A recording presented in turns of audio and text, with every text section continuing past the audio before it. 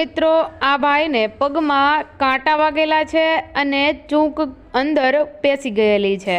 મિત્રો તમે ફોટોમાં જોઈ શકો છો કે તેમના કાંટા કાઢવામાં આવે છે, એક પછી એક એમને 2 કાંટા વાગેલા છે।